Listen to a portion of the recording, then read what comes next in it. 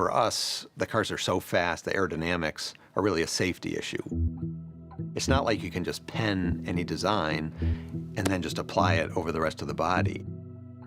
So doing thumbnail sketches, early ideas, it helps us understand the lay of the land more or less, the opportunities that we have within the aerodynamics of this car. When you look at the new mid-engine Stingray, you can see the effect of aircraft design. Lean, purposeful surface development, and in particular, the aerodynamic aspects. In terms of the three elements that play a part in that. Drag, of course, that's the efficiency of air going over the surface. Cooling, and then downforce, keeping the vehicle stable. Those fundamentals were real important at the beginning. And once you nail those down, then it kind of gets into more of the sculpture of the car. We see the car evolving. And we have this great process where it's part art, so hand sculpting clay, and part digital math-based design.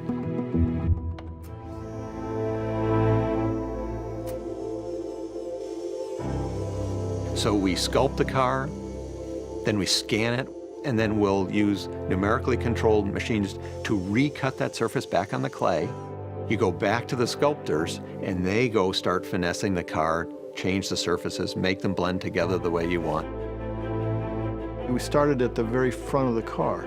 And at the very center of the front of the car is your highest wind velocity. We don't want a bunch of air under the car because that creates lift. So we have a bunch of air dams. This next car will have a hybrid rear spoiler that touches down in the middle and then flows air under it on the outboard corners. Developing the aerodynamics, there are things that we do so that we can see the cause and the effect. The Corvette has heat exchangers tucked away behind all of the openings.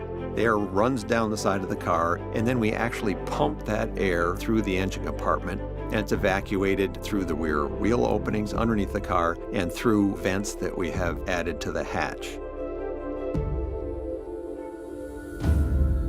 It doesn't look like there's any fat in the car at all.